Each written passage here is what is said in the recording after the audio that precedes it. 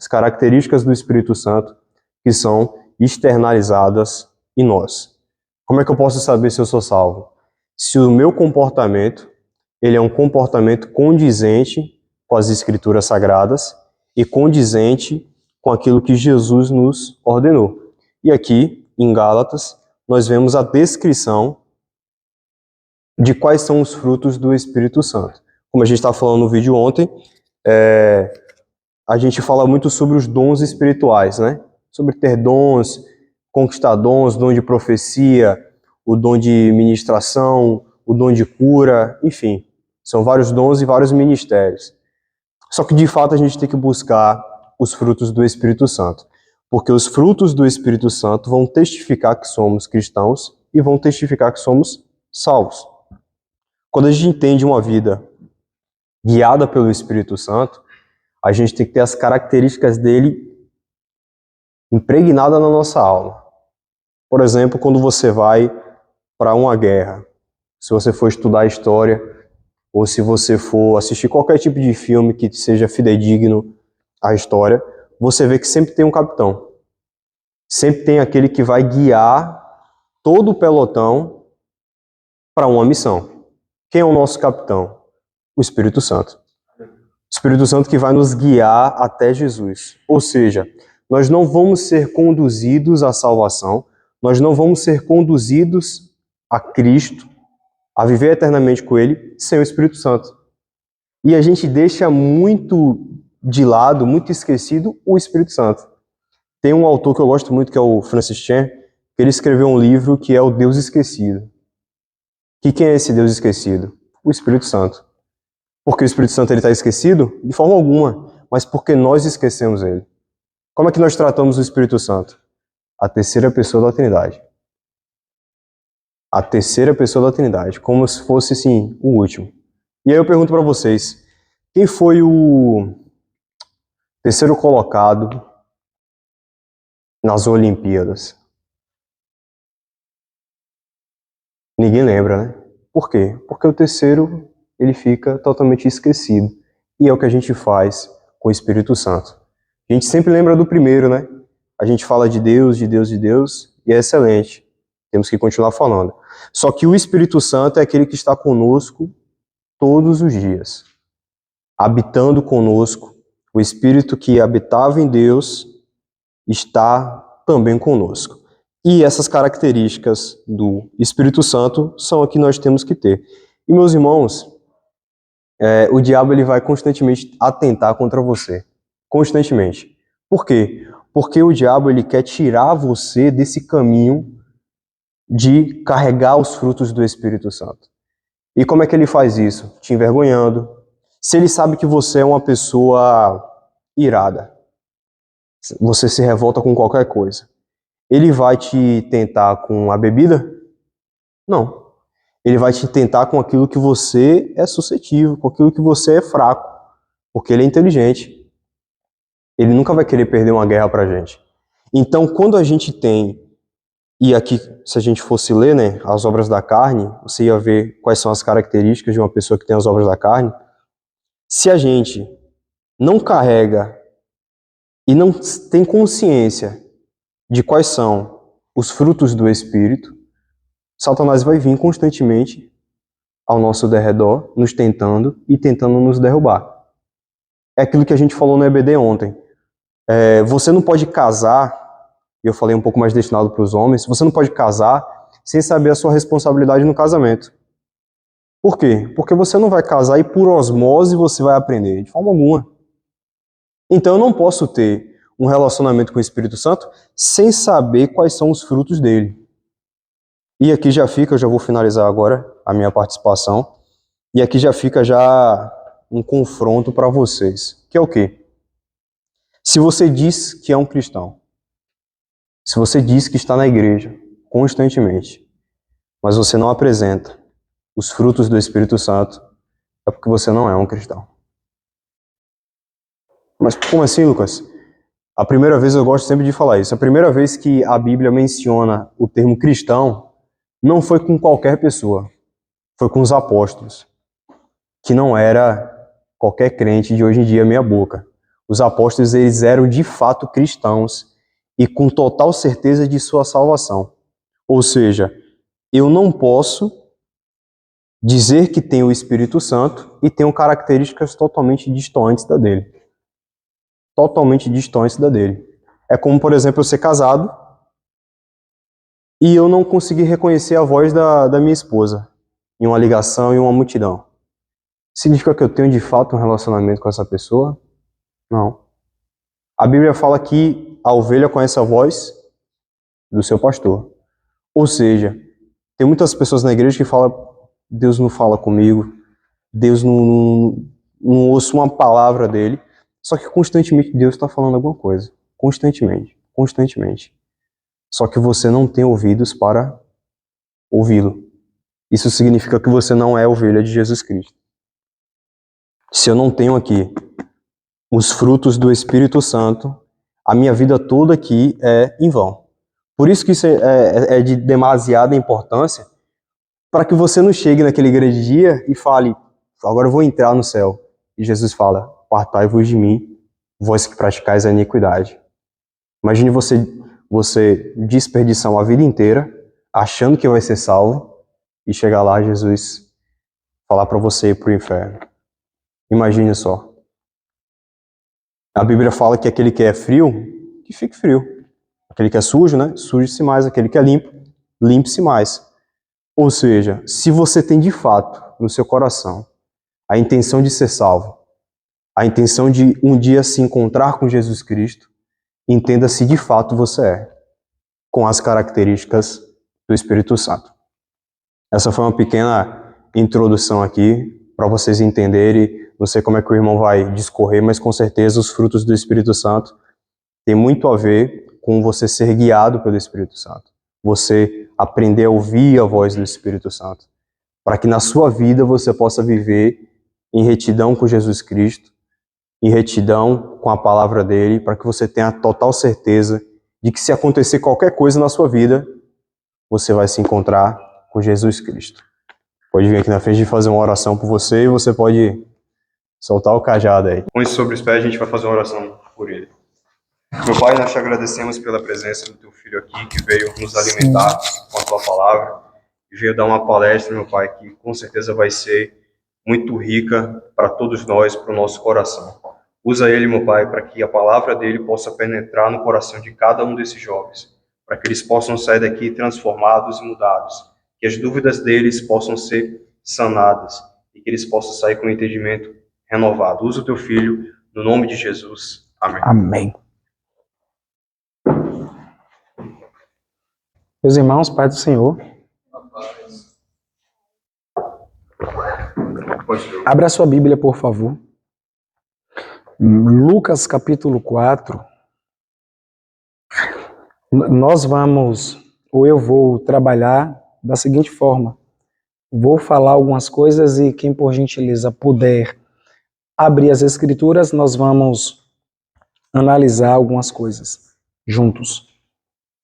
Enquanto o Lucas estava aqui, eu lembrei-me de uma ilustração que um pastor certa feita fez. Uma jovem chegou até o pastor e perguntou mesmo assim, pastor, eu quero ouvir a voz de Deus. O pastor, leia a Bíblia. Ela, não, pastor, mas eu quero ouvir a voz de Deus de forma audível. Pastor, leia a Bíblia em voz alta. Aí você vai ouvir a voz de Deus. Para ouvirmos a voz de Deus, é necessário lermos Bíblia. Já abriu, irmãos? Versículo, por favor, 22, 3, 22 e 4, 1. Lucas 13, 22, Lucas 4, versículo 1. Versículo 22 está escrito: E o Espírito Santo desceu como uma pomba em forma corpórea sobre ele. E uma voz veio do céu dizendo: Tu és o meu filho amado, em ti eu me comprazo. Capítulo 4, verso 1 agora, por gentileza. Jesus, sendo cheio do Espírito Santo, voltou do Jordão e foi conduzido pelo Espírito ao deserto. Amém? Falar sobre o Espírito Santo, ou a terceira pessoa da divindade, Nós usamos a expressão Trindade, eu gostei até do que Júnior falou, e Lucas, concernente à pessoa do Espírito, porque nós colocamos em terceiro lugar. Nós desprezamos, quando na verdade nós deveríamos valorizar o Espírito Santo. Por que nós deveríamos valorizar? Há um estudo na vertente da teologia, que é a pneumatologia, é o estudo sobre a pessoa do Espírito Santo. Eu vou falar do Gênesis, vou chegar até mais ou menos Lucas, Mateus, se possível até Gálatas, se eu conseguir hoje. Então, pneumatologia. Por que pneumatologia? Pneuma vem de ar, no grego, vem de ar e vento. Logia, estudo. Já no hebraico fala de pneu. Pneu significa respirar, soprar, inspirar. Esse é o papel do Espírito Santo na vida do homem, e não apenas na vida do homem. Nós, como Lucas falou, chamamos a terceira pessoa. Agora, é interessante nós percebermos que quando se trata da pessoa do Espírito Santo, fala Deus Pai, Deus Filho, mas não é uma hierarquia, Pai, Filho e Espírito. Não. Pai, Filho e Espírito Santo. Só que a nomenclatura Pai é bem enfática. Jesus Filho é bem enfático. Agora, o Espírito Santo não é nome. Nós pensamos que é nome, mas não é nome. O Espírito fala da sua natureza.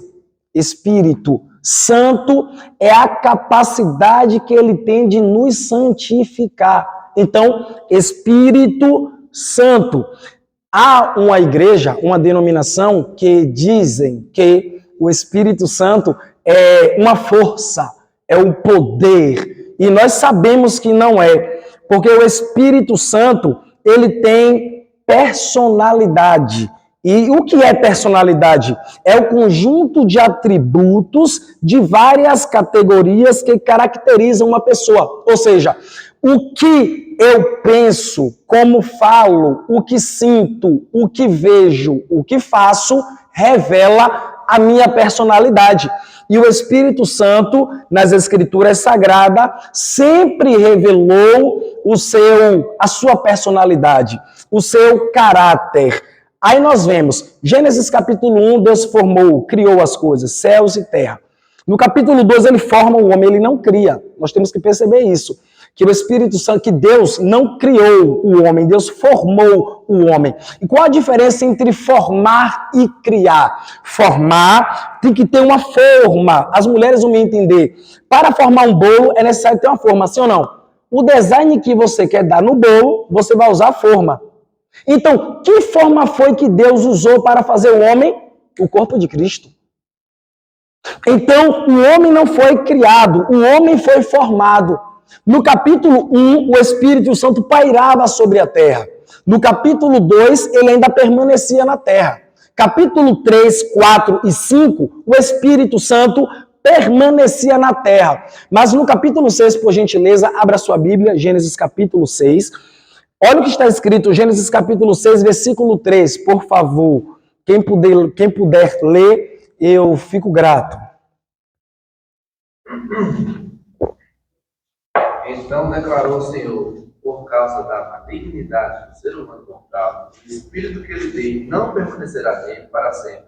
Portanto, ele não viverá além do 120. Pronto. Em outra tradução, está escrito, meu espírito não contenderá, não resistirá com o homem. É Deus tirando o seu espírito da terra e levando ou trazendo novamente para o céu. Porque nós sabemos que Pai, Filho e Espírito Santo habita nos céus. Então, o espírito se retira da terra e vai para o céu. Só que aí ainda ele não revelou sua personalidade. Agora abre aí, por favor, em 1 Coríntios capítulo 12, versículo 11. O Espírito de Deus vai revelar agora sua personalidade, que é o intelecto. Ele é intelectual. Jesus falou em João capítulo 4 que ele nos ensinará todas as coisas. O ensinará todas as coisas, espera que vocês leem. O ensinará todas as coisas não é eu desprezar o conhecimento secular ou o conhecimento teológico e me ter ou valorizar apenas o Espírito Santo vai me revelar tudo, que ele não revela não. O Espírito Santo não ensina língua portuguesa, gramatical, o Espírito Santo não ensina hebraico, Espírito Santo não. Você tem que se capacitar. O que ele disse que ensina? O que foi que Cristo falou? Qual o propósito de Cristo ter falado que ele ensinará todas as coisas? Aquilo que os discípulos ouviram sobre Cristo.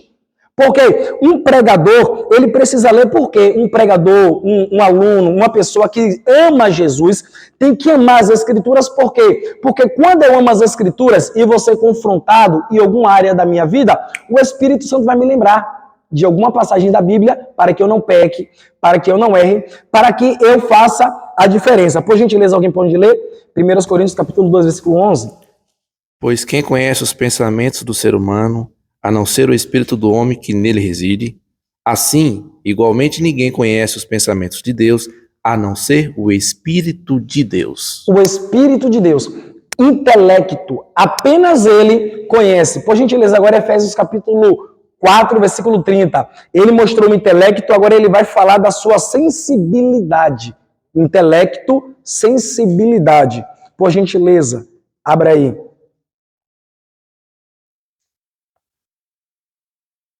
E não o Espírito Santo de Deus, no qual está selado para o dia da redenção. Ou seja, ele sente, ele é sensível, ele é um ser sensitivo. A gente pensa que o Espírito Santo não é uma pessoa, ele é uma pessoa. Ele não tem corpo, mas é uma pessoa. Ele é espírito. Vontade, 1 Coríntios capítulo 12, versículo 11. Alguém pode ler, por favor? Entretanto, o mesmo e único Espírito realiza todas essas ações, e ele as distribui individualmente a cada pessoa conforme deseja. Conforme deseja, conforme quer, vontade. É ele quem faz o que quer, porque ele é uma pessoa. Ele nunca vai fazer algo que quebre os princípios estabelecidos por Deus, porque eles vivem em comunhão, eles vivem juntos, e nós não podemos falar da pessoa do Espírito Santo e não falarmos do livro de Atos dos Apóstolos. Irmãos, o livro de Atos é tão importante para nós que somos pentecostais. Aqui todo mundo é pentecostal, para a glória de Deus, né? Não tem nenhum calvinista, não. Isaías.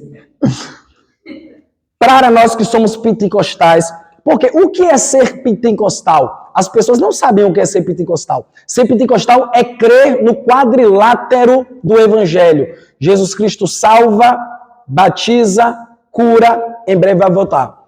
Crê no quadrilátero. Outra coisa que o pentecostal bíblico, eu não estou falando aquele que bate tambor e fica rodando, não. Pentecostal bíblico.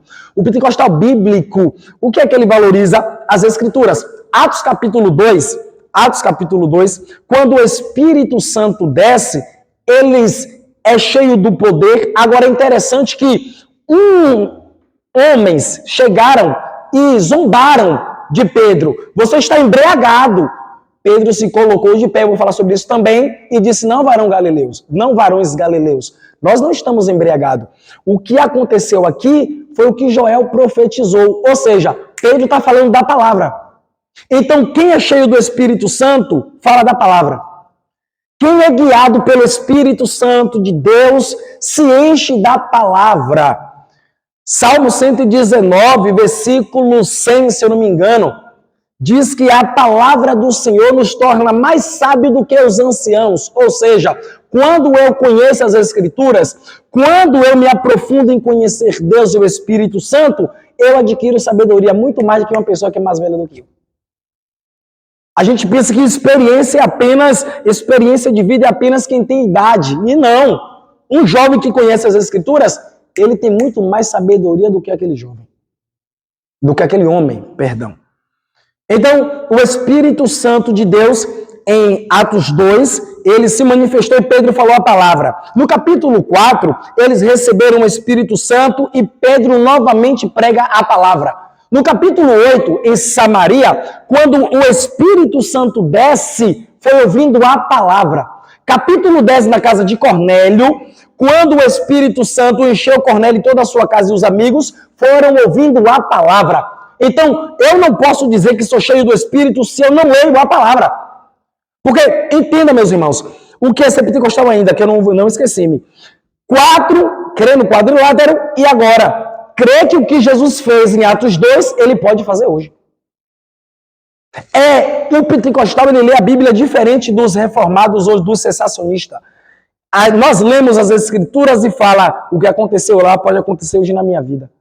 O sensacionista lê, o que aconteceu lá vai permanecer lá. Aqui não acontece mais nada. Para eles, os dons, ouvir a voz de Deus, ser guiado por Deus, era apenas lá. Hoje não, hoje está mais. Deus não precisa fazer isso não, que antigamente era antigamente, agora é agora, eles dizem. Aí nós vemos o Espírito Santo de Gênesis 1 a 5, habitando na terra, no 6, ele sobe. Mas quando o Espírito Santo sobe, há homens na terra que desejavam a descida do Espírito. Leia aí, por favor, Números capítulo 11, versículo 17, 25 e 29. Por favor. 11, 17. Números 11, 17. Eu descerei para falar contigo e os abençoarei, tomando uma parte do Espírito que está em ti e colocando-a sobre eles. Assim levarão contigo toda a carga de responsabilidade em relação ao povo de Israel, e tu não a levarás mais sozinho. 25 agora, por favor. O Senhor desceu na nuvem, falou a Moisés e tomou o Espírito que pairava sobre Moisés e o colocou sobre as 70 autoridades. Assim que o Espírito veio sobre essas pessoas, profetizaram, porém nunca mais tornaram a fazê-lo. 29, por favor. Contudo, ponderou-lhe Moisés: estás ciumentos por minha causa? Que bom seria Preste atenção agora. se todo o povo do Eterno fosse constituído de profetas, que depositasse seu espírito sobre eles. O que aconteceu? Moisés estava triste, contristado, porque o povo de Israel estava querendo o apedrejar, e quando Moisés sente o peso da chamada, sente a responsabilidade, ele ora, fala com Deus. E Deus, conversando com Moisés, Moisés fala: Senhor, eu não parei esse povo não, mata-me, tira a minha vida. Deus fala: Moisés, do Espírito, não é o, é do Espírito que está sobre ti, derramarei sobre 70. Moisés queria morrer e tinha unção para mais 70 homens. Mas porque Moisés ouvia a voz de Deus, era guiado por Deus e era cheio de Deus, porque Moisés orava. Todo homem, toda mulher que deseja ser guiado, direcionado por Deus, tem que orar, irmãos. Quando Moisés andava e Deus colocava coluna de fogo, Deus colocava nuvem, Deus fazia prodígios, sinais e maravilhas, não era por causa do povo. Não, era por causa de Moisés. Quem orava era Moisés, quem buscava era Moisés. Deus só estava fazendo aquilo tudo por causa de Moisés e não por causa do povo. Porque uma certa feita Deus falou: eu vou matar todo esse povo. E Moisés falou: então risca o meu nome do livro da vida. Se o Senhor matar, pode riscar. Porque o Espírito Santo, ele já estava no céu, mas Moisés desejava. Olha o pensamento de Moisés, irmãos. Eu não quero apenas ter o Espírito, eu quero que todos tenham. Eu quero que todos recebam. Moisés desejou. Abre aí, por favor, em Salomão. Provérbios capítulo 1, versículo 23. Por favor, escrito por Salomão. O livro é escuro. 1:23. Provérbios 1:23. Convertei-vos, pois, à minha exortação. Eis que derramarei copiosamente sobre vós o meu espírito e vos revelarei as minhas palavras. Preste atenção, tanto a pessoa do Espírito Santo, falando da pessoa do Espírito Santo e falando da palavra. Ou seja, Salomão profetizando também a descida do Espírito. Mas só que não há uma separação, há uma junção. Eu vou derramar do Espírito para que vocês guardem, se eu não me engano, a palavra, para que vocês falem a palavra, porque palavra e espírito não andam separados, palavra e espírito andam juntos. Moisés desejou, Salomão preconizou, agora por gentileza Isaías capítulo 44, versículo 3. Não lembro não, eu tinha muito tempo. Isaías 44, versículo 3. Essa é bom, agora eu sei tudo isso. Sedentes. Porque derramarei água sobre o sedento e rios sobre a terra. Derramarei o meu espírito sobre a tua posterioridade e a minha bênção sobre os teus descendentes. Preste atenção. Sedento, terra seca, a água sobre todos. Olha como vai descendo. Estava lá em cima. Sobre o sedento, sobre a terra seca. A Bíblia que eu tenho lá, a mensagem, ela está escrita a passagem do sedento como terra rachada. Por que eu gostei dessa tradução terra rachada? Porque o que é um homem cheio do Espírito? É um homem sendo a terra rachada. Eu não sou coach não, mas vocês vão me entender. Aqui está o chão. Se eu derramar água aqui, tem como absorver o chão, absorver água? Absorve aqui, nesse negócio aqui? Não. Fica pronto. Agora, se a terra for rachada e eu derramar água, desce. Assim é um homem. Terra rachada, imperfeito, falho, limitado. Mas Deus derramou do seu espírito sobre essa terra rachada. Deus olhou e falou, não, vou derramar o meu espírito sobre vocês. Por gentileza, agora Ezequiel 37, versículo 9. A gente gosta dessa passagem. Profetiza, profetiza, profetiza. Pentecostal. 37, 9. A gente gosta, porque a gente é pentecostal, irmãos. É natural. Agora olhe. Então o Eterno me ordenou, profetiza agora ao Espírito. Profetizar Ao Espírito. Profetiza ao Filho do Homem e convoca Ruá, o sopro da vida, dizendo, assim diz Yahvé, o Senhor Deus, ó Espírito, vem dos 4 ventos e assopra sobre esses mortos para que vivam. Ou seja, nós falamos que nós temos que profetizar. A pregação, ok, a aplicação. Nós temos que profetizar que Deus vai fazer, e com certeza Ele faz. Mas só que a intenção de Ezequiel, ao escrever, ou o pano de fundo que ele faz desse texto, não é para nós profetizarmos, é para a vinda do Espírito. O Espírito vai descer, vocês vão ser guiados pelo Espírito, porque vocês estão mortos. Nós estávamos mortos, nós éramos mortos. Paulo falou que nós éramos mortos. Agora, por gentileza, Joel 22, 28.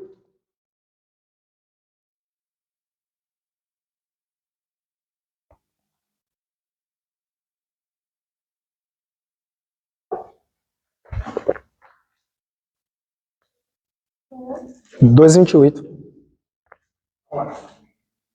E aí de seguir, depois, derramarei o meu espírito sobre toda a carne, e vossos filhos e vossas filhas profetizarão. Atos 2,17. Sonhos, Perdão. Pode ler novamente. os vossos anseios serão visões. Olha que interessante. Não sei se vocês prestaram atenção.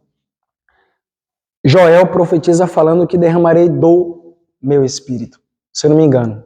É isso mesmo? Que daí do meu espírito. Mas Atos capítulo 2... O meu tá aí no meu espírito. O teu tá o? Mas o correto é do, viu? Mas não tá errado a Bíblia não, fica em paz. Do e o. Mas só que Atos capítulo 2, versículo 17, quando Pedro relata o mesmo acontecimento, ele não fala derramarei do meu espírito. Diz Deus, derramarei o. Joel fala do, porção. Pedro fala o, artigo definido. Já mudou. Do meu espírito é uma porção. Deus vai derramar uma porção sobre alguns. E é interessante que há uma diferenciação. Primeiro, Joel fala, se não me engano, das mulheres, depois fala dos jovens, depois fala dos servos. Pedro não. Pedro começa o contrário. Mas por que Pedro começa o contrário? Depois eu explico para vocês. Então, nós vemos que o Espírito Santo é profetizado desde o Antigo Testamento para cá. Eu só peguei algumas referências. Só que no Antigo Testamento também, o Espírito não habitava dentro deles, habitava sobre eles. Qual a diferença do Espírito habitar em e habitar sobre? O Espírito habitava sobre. Eu não pedi para você abrir, não. Você apenas me acompanha uma nota, por favor. Porção. O Espírito no Antigo Testamento era porção ou possessão, mas não era habitação. Juízes, capítulo 15, versículo 14, diz que Sansão recebeu a porção do Espírito Santo. Segundo Reis, capítulo 2, versículo 8, quando Elias está subindo e Eliseu vê, Eliseu fala, eu quero a porção do teu Espírito. E vou falar bem algo aqui top, que quando Eliseu fala que quer a porção dobrada do Espírito, pode prestar atenção, não é maiúsculo, é minúsculo. É maiúsculo é Espírito Santo, é minúsculo é Espírito humano. Sabe o que Elias está pedindo? Ele não está pedindo poder, unção, não. Ele está pedindo, eu quero o mesmo caráter que Isaías tem. Eu quero a mesma unção que ele tem, unção, autoridade, ousadia, e não poder. Que a gente lê pensando que é poder, e não é poder, é caráter. Eu quero o mesmo caráter que ele tem, porque Elias era um homem de Deus. Então, eu quero essa ousadia. É tanto que ele pediu a porção dobrada do Espírito, que Elias fez 7 milagres através da vida dele, Deus fez. Mas Eliseu fez 14. Então, de fato, o camarada recebeu a autoridade. 1 Samuel, capítulo 10, versículo 6, diz que Sansão também recebeu a possessão. 1 Samuel, capítulo 16, versículo 13, diz que o Espírito do Senhor se apoderou de Davi. Se apoderou, estava com Davi a todo tempo, porque o Espírito Santo não vinha para habitar, ele vinha de forma esporádica. Por exemplo, veio, encheu, subiu. Realizou a obra, subiu. Quando Elias ia profetizar, eu estou até calvo, os homens falavam assim, calvo, desça daí, calvo. Aí Elias, eu sou homem de Deus que desça fogo do céu e te consuma. Mas por que Elias fazia isso? Porque Elias sabia que ele tinha possessão. Ele tinha autoridade. E o Espírito não habitava em todo mundo, só habitava em alguns. Reis, profetas, juízes e sacerdotes. Então, só em alguns. Então, ele se sentia superior aos demais. Mas nessa situação, ele só está profetizando para a descida do fogo e matar todo mundo, por causa que estavam zombando dele de forma irônica. Aí ele falou, não, então vou matar mesmo. Mas a unção não é para matar. A unção é para dar vida. Ó, irmãos, que interessante. No Novo Testamento, após a descida do Espírito Santo, ele tornou-se em nós tanto residente como presidente. Por favor, diga residente. Presidente. Por que residente e presidente? Residente porque ele mora em nós. Presidente porque ele nos governa. Ele nos domina. João capítulo 14, versículo 17. O Espírito do Senhor habita convosco e estará em vós. Jesus fala que o Espírito vai estar conosco, exterior. Vai estar em vós, interior. Vai estar convosco. Vocês verão. Não com olho nu, não. Vocês verão. E em vós, outras pessoas verão o Espírito em vocês. 1 Tessalonicenses, capítulo 5, versículo 23. Leia, por favor, alguém. Que eu achei isso interessante também. 1 Tessalonicenses, capítulo 5, versículo 23. Não apagueis o Espírito. Todo o vosso espírito e alma e corpo sejam plenamente conservados e repreensíveis para a vida de nosso Senhor. Ezequiel 37, ele profetizou ao Espírito. O Espírito do homem é no interior, o Espírito do homem está interno. Paulo, falando para a igreja em Tessalônica, ele começa falando que o Deus de paz vos santifique em tudo, vosso espírito, alma e corpo. Por que Paulo não começa pelo corpo, mas sim pelo espírito? Porque o espírito é o que tem acesso com Deus. Santificação no espírito. A alma é a sede das emoções. O corpo é o corpo físico que tem contato com as coisas materiais. Agora é interessante, porque, espírito, alma e corpo. Espírito conectado com Deus, alma sede das emoções. Tudo que eu quero fazer, tudo que eu penso em fazer está na alma. Exemplo, tem gente que não roubou. Ali está algum celular, ele não roubou, mas a alma dele desejou roubar, pecou. Ele não roubou, mas a alma não está santificada. Qual a diferença da alma santificada e a alma não santificada? A alma santificada, ela não deseja nada daquilo que desagrada a Deus. Exemplo, estou viciado em pornografia. Estou viciado. Uma pessoa que teve a alma santificada ou purificada pelo Espírito Santo, ela vai ter nojo de assistir aquilo. Uma pessoa que ainda está num processo, ainda vai sentir vontade de assistir aquilo. Então, o Espírito começa trabalhando de dentro para fora. Aí tem gente que é meio apressado. Eita, que eu já queria vencer isso, ou outros problemas, outros pecados. Mas a transformação do Espírito não é de fora para dentro, é de dentro para fora. Primeiro ele muda a nossa mentalidade, em Romanos capítulo 12. Depois ele começa a trabalhar do nosso interior, para depois chegar no corpo.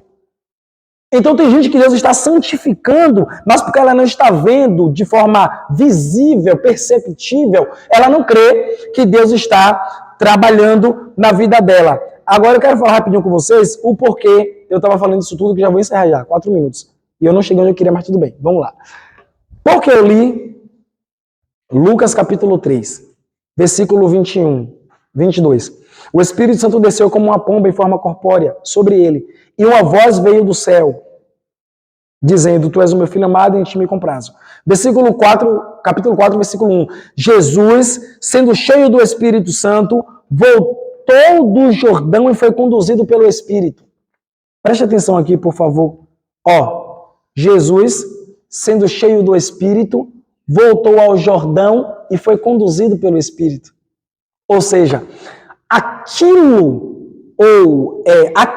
que me enche, me guia. Jesus só foi guiado para o deserto porque foi cheio do Espírito Santo. Então, aquilo que me enche, me guia. Aquilo que me enche, me direciona. Aquilo que me enche determinará as minhas práticas. Por isso que Jesus, aqui, Mateus, Lucas, está escrevendo, falando sobre isso. E sendo cheio do Espírito, voltou ao Jordão e foi conduzido. Porque Deus não conduz quem não é cheio, irmãos. Não tem como. Não tem como você dizer que é guiado por Deus se você não é cheio do Espírito Santo de Deus. E é interessante que Lucas leu, Lucas, Isaías, é o nome tudo profético. Lucas leu, Lucas mesmo, né? Lucas leu Gálatas capítulo 5. Só que há uma diferenciação que eu quero falar para vocês. João capítulo 21 está escrito: e Jesus soprou neles o Espírito Santo. Aí tem gente que lê ali como capacitação. João, Lucas e Gálatas. Paulo escreve por uma vertente, por uma cosmovisão. Lucas por outra, João por outra. A gente não pode ler a Bíblia e tá cheio do Espírito e toma todo mundo. Não. Tem que entender a intenção do autor. João, quando ele escreve o livro de João, ou o Evangelho, qual é o propósito dele? É regeneração. É Deus nos transformar. É Deus nos tratar. Então, quando Jesus sopra nos discípulos o Espírito, não é capacitação. Regeneração. Sai o velho homem, fica o novo. Em Paulo, Gálatas capítulo 5, versículo 22, quando fala do fruto do Espírito, ali não é capacitação, é santificação. Ou seja, se eu estou me santificando, é natural eu atrair, eu ter o fruto do Espírito. E outra, ninguém tem todos os frutos não, meu. Tem pessoas que vai ter que tratar mais, trabalhar mais, eu mesmo impaciência, que eu sou impaciente. Então, cada um vai ser tratado em uma área. E Lucas fala da capacitação. Por isso que quando você lê Lucas capítulo 1, e profetizou, e falou, e rodou, e fez. Você lê Lucas capítulo 1, Isabel cheia, Maria cheia, Zacarias cheia, Jesus cheio, João Batista cheio do Espírito Santo.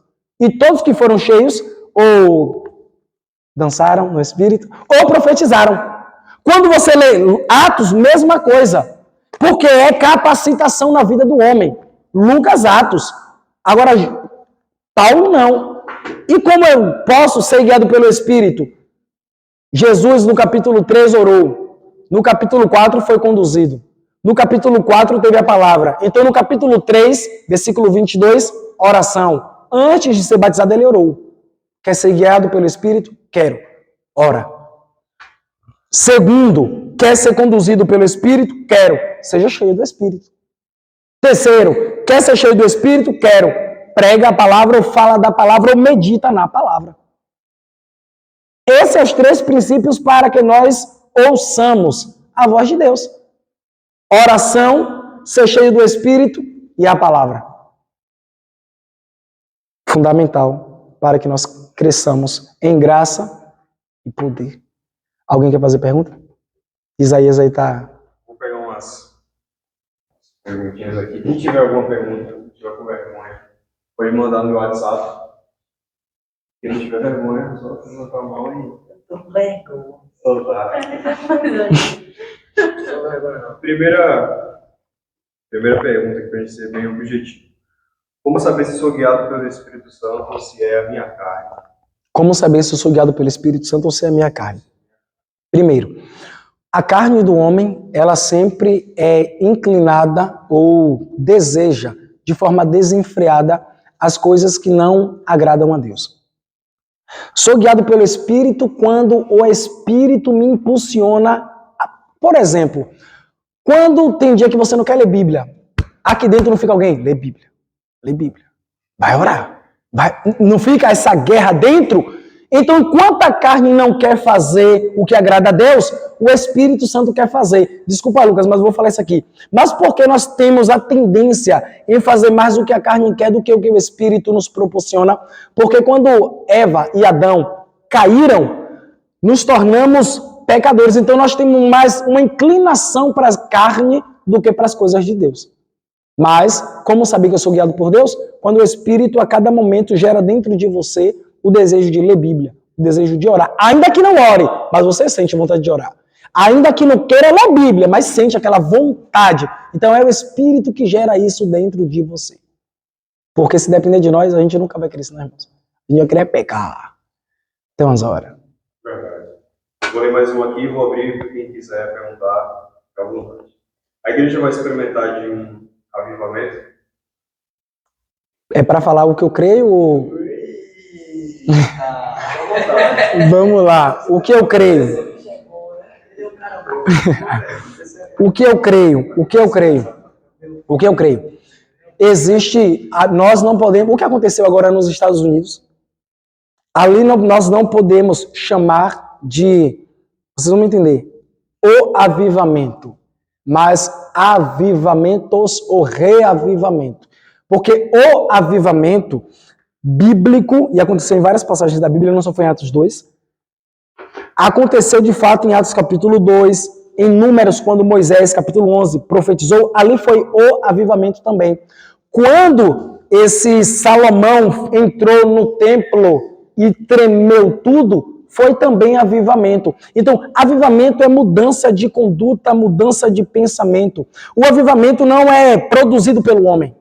Não é o homem quem produz, não.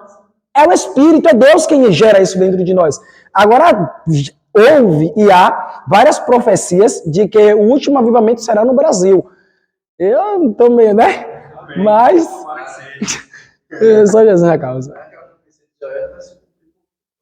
Não. Só uma porção em Atos 2 e ainda há de cumprir também. E John Wesley também vivenciou. Então...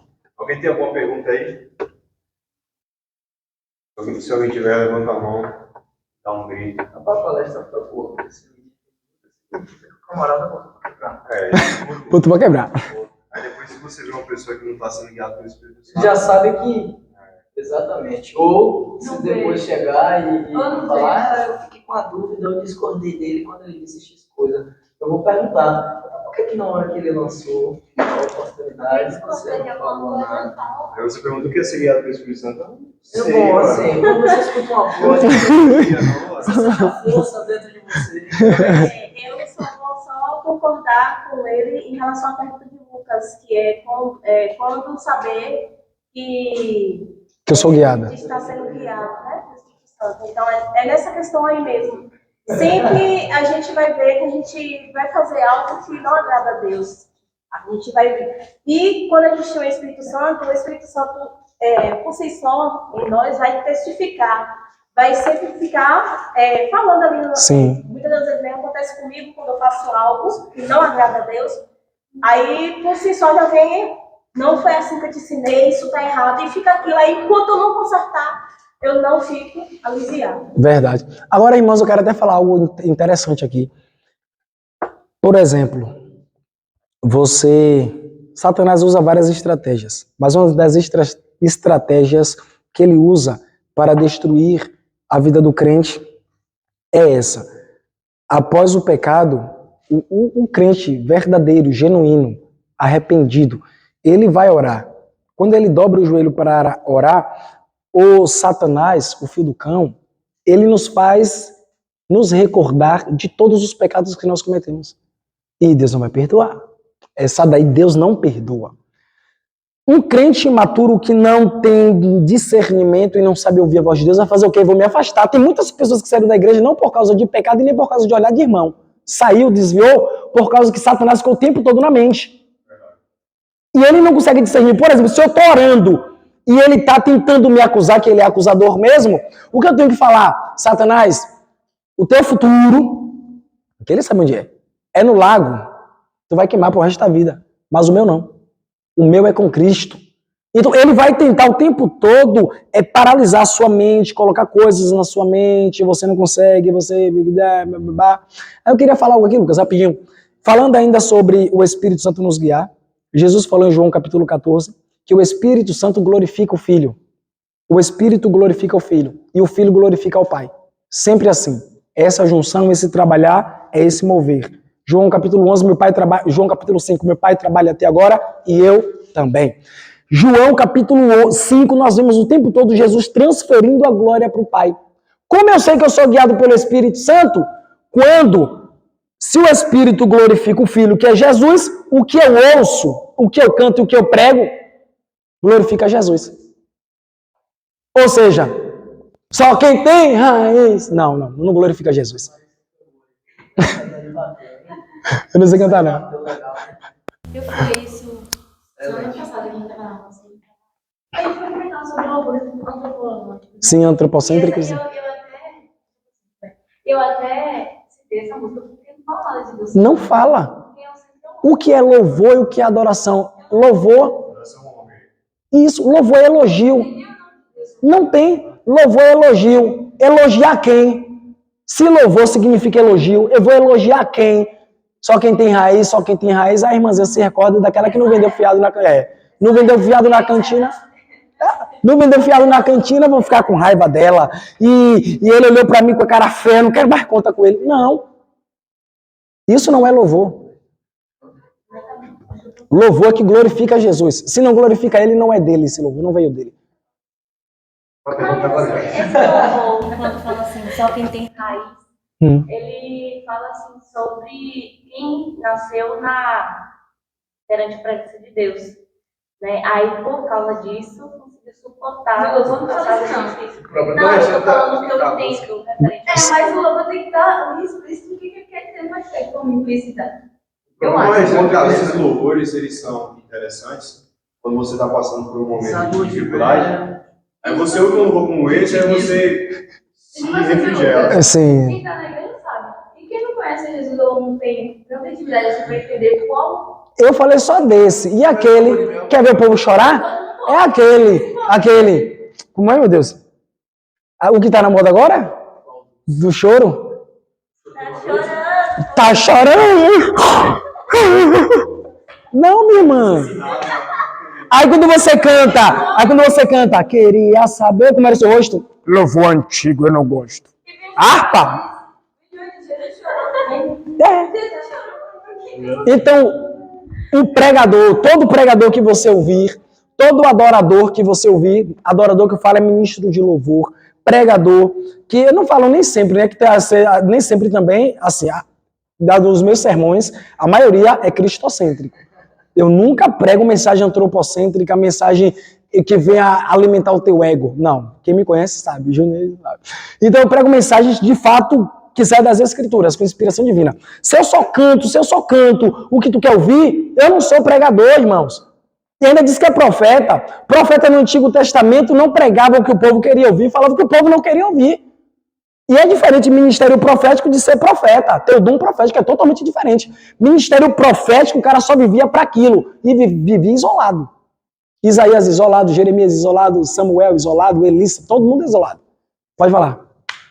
Eu só queria que você relembrasse aquela parte que você falou que quando a gente está de joelhos orando, pedindo perdão a Deus pelo que a gente fez. Sim. E vem o inimigo lembrando de todas as coisas. Sim. Aí eu entendi o restante. Pronto. É você lembrar não que ele sabe, mas você mostrar para Satanás que você conhece as Escrituras. Como? Porque Apocalipse revela que ele vai queimar no lago de fogo. Poucas pessoas leem Apocalipse e Apocalipse fala da derrota de Satanás. E no caso também da questão da gente já ter sido perdoado, então aquele pecado foi esquecido. Isso. Gente, tem gente que acha que só assim, pequei, pedi perdão. Se eu sentir que sou perdoado, fui perdoado. Ufa. Não. Você confessou, falou, acabou, zerou, vida que segue. Não explode, tu pecou agora, pediu perdão agora tu tá perdoada. Agora, se pediu de forma, não, eu pequei, falhei, me perdoa. Porque tem gente que peca assim, por exemplo, pegou o celular, roubou, botou no bolso, saiu, todo mundo, ninguém viu, saiu. Depois ele vai falar só, Senhor, me perdoa porque eu roubei. Não, meu irmão, confesse de forma detalhada. Senhor, me perdoa porque eu peguei o celular, botei no bolso, peguei, saí sem ninguém ver de forma sorrateira e cheguei lá, vendi. Confessar também detalhado, pode falar. Tem algum pré-requisito para esse confessionário? Por exemplo, tem alguma pessoa em específico que eu sou obrigado a confessar? Ou eu posso confessar só para Deus? Na sua visão. Pronto, na minha visão. Vamos lá. Tiago falou aquela passagem, não é? Confessais ou pegar uns aos outros. Só que quando o Tiago fala aquilo, é um irmão de confiança. Não é o que tem a língua grande. Não. É um irmão de confiança. Porque a cura não vem, o perdão não vem quando eu confesso para o meu irmão. A cura vem quando eu confesso para o meu irmão. A cura vem quando eu confesso para ele. Mas o perdão vem de Deus. Então eu confessei para Deus quando eu tenho maturidade para vencer aquilo. Por exemplo, Isaías, tenho algum problema, pecado que eu estou caindo toda semana, todo dia, venço 3, caio, venço 3 dias e caio, aí já tenho que pedir ajuda a alguém. Agora, uma pessoa que tem maturidade espiritual para me ajudar. Não aquela pessoa que, rapaz, eu tô roubando. Aí briga com tu, um dia desse tava... Não. Agora sim, fiz a pergunta só porque eu ainda estou com a dúvida. Porque, por exemplo, existem igrejas em que o protocolo padrão Verdade. é que você confesse para o pastor, para a pastora, seja lá quem for, superintendente da congregação. Verdade. O que você acha disso? Na minha visão, como eu falei, na minha visão pessoal, se tem inteligência, se a pessoa tem inteligência ou maturidade espiritual, não necessita. Então não é. Não. Mas essa constatação da maturidade espiritual, minha, no caso, eu mesmo posso fazer? Tu confessar, no caso, para Deus e mas para ninguém? Eu posso constatar que eu tenho. Não pode. Agora sim, o constatar, sim, né? O constatar que a pessoa sabe quando sabe e sabe quando não sabe. Porque você só sabe que sabe quando ensina o que sabe para quem não sabe. Não, mas você conseguiu entender. Conseguiram entender? Conseguiram entender? Eu só sei que sei quando eu tenho capacidade de ensinar o que sei para quem que não sabe. Mas tem um ponto que eu fiquei com a dúvida agora, quando você falou isso aí. Não, só curiosidade. Pode falar nada, eu gosto. Eu acho que essas minhas dúvidas podem ser dúvidas de... Verdade. Aí eu vou perguntando para evitar que eles... Porque assim, Lucas ele pode ser, vai usar esse meu filho como exemplo. Lucas pode ser teólogo. Ele saber 30 vezes mais do que todos nós. No entanto, ele não aplica.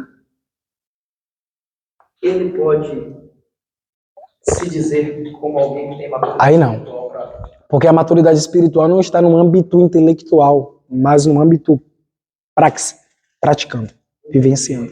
Mas e se supomos que ele deduza que as práticas dele são práticas espirituais? Mesmo assim, continua imaturo espiritualmente. Mas aí ele está em um ciclo. Vício, não. É um paradoxo, né? Ele está em um círculo vicioso. É humildade. Eu vejo mais, Isaías, eu vejo mais humildade. E aí que eu acho que entra o confessar para o superintendente. Entendo. Mas aí também Partindo tem a desse questão, princípio. se a pessoa acha que ela tá errando. Tipo assim, a pessoa pecou. Ah, não precisa não. Não vou precisar falar. A pessoa tem que identificar que ela precisa. Isso é uma humildade, entendeu? É assim, Isaías. Por exemplo, eu preguei até ontem lá na igreja sobre isso. Tem pessoas que pregam, cantam, que o senhor chega assim e fala, Isaías, tu prega? Eu não prego, não. Oxe, tu não prega? Não. Tu canta, Raquel? Eu não canto, não. É hipocrisia, irmão. Tu canta, canto. Tu prega, prego. E prego bem. Se pregar, né? Também se não pregar mal, não. Eu prego mal. Mas eu prego bem, eu canto bem, eu toco bem. Eu prego muito mal. Por que eu fiz essa pergunta? Para a gente chegar nesse denominador, para não ficar com a pulga atrás da orelha de algumas pessoas, que aqui nessa congregação em específico há-se o rito de confessar os pecados cometidos para a pastora e a superintendente do momento. A necessidade, ela não é uma necessidade estabelecida na Bíblia. Sim, isso. Na Bíblia não está escrito, olha, quando você pecar para que você seja perdoado, é necessário que você vá até a sua superintendente e confesse os seus pecados, porque senão Deus não vai te perdoar. Esse quem confessa e deixa alcançar misericórdia não está conectado a superintendente. Sim, Quem não. confessa e deixa está conectado a Deus. Agora entra aquela questão. Na nossa mente, nós compreendemos que nós precisamos confessar e nós temos a capacidade de reconhecer quando erramos. No entanto, existem pessoas, principalmente no ciclo da igreja, que errando se sentem corretas. Está cometendo uma falha e ela acha que ela está no caminho certo. E aí que entra o estatuto de confessar para a pastora. Porque pelo menos em alguma coisa essa pessoa precisa ser pega no erro. Verdade. É como se fosse uma minhoca e um gancho de uma vara de pesca. É o argumento que nós temos para usar para uma pessoa que tem um orgulho grande o suficiente, tá entendendo? Tô entendendo, sim. Só explicando para vocês essa questão. Pode falar. Para que a voz Pode falar. Isso, para depois não sair nenhum jovem daquele departamento cometendo algum pecado e falando bem assim, não, o palestrante falou que eu não preciso confessar. E aí fica a gente batendo, eu sei que você não precisa, só. Pode falar. Fica a gente batendo Eu entendo. Eu me preocupo com a ignorância. Com certeza, com certeza. Confesse antes a Deus, mas a Deus em primazia. Sim, sim. Deus em primeiro lugar sempre. Essa questão de confessar lembra muito a Igreja Católica, porque sempre Confessionário. tem o padre, né? É o confessionário. Eu, do 1 aos 19 anos, eu era católico e ia ser padre. Aí Jesus falou, não, tu vai ser padre não. Eu ia ser padre.